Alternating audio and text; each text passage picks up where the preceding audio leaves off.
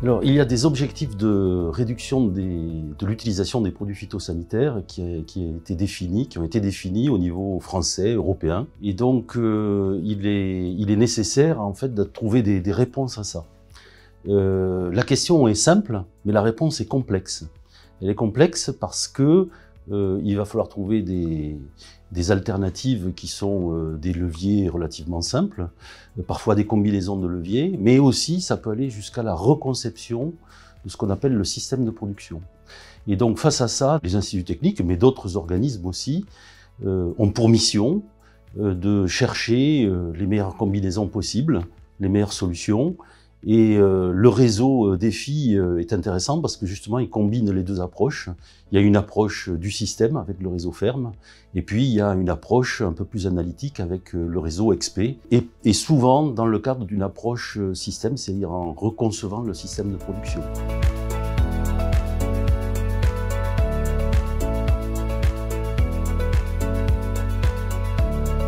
Alors, ce que ça a apporté aussi, c'est des références à la fois techniques et aussi des verrous techniques, c'est-à-dire des choses qui, lorsqu'elles ne sont pas résolues, ne permettent pas d'aboutir à une solution.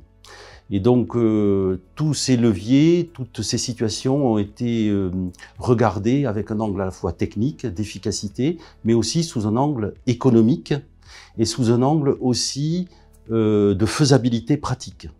Voilà, c'est tout ça que le réseau XP a aujourd'hui apporté, et donc ces résultats qui commencent à être disponibles.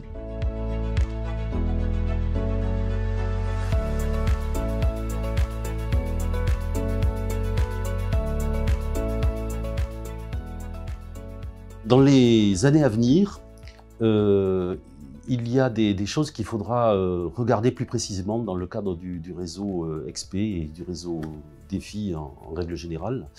Et le premier point qui est important, c'est les effets à long terme.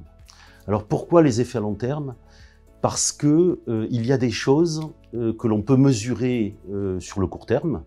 On met en œuvre une pratique culturelle et on peut en mesurer les effets sur le très court terme. Il y a des choses qui ne peuvent se mesurer qu'au bout de quelques années. Un exemple concret que l'on peut donner, c'est celui de l'anerbement. Lorsqu'on lutte contre les mauvaises herbes, la dynamique des adventices ne se joue pas sur une seule année. Et donc pour ça, il faut regarder les effets des pratiques et des solutions que l'on propose sur le long terme, donc sur plusieurs années. Le deuxième point, c'est quelque chose qui n'échappe à personne, c'est les conséquences du changement climatique, qui sont tout à fait perceptibles maintenant à tout le monde, et qui compliquent l'approche du sujet. Et donc il va falloir regarder comment les solutions que l'on propose sont stables au regard de l'aléa climatique qui va être apporté par ce changement.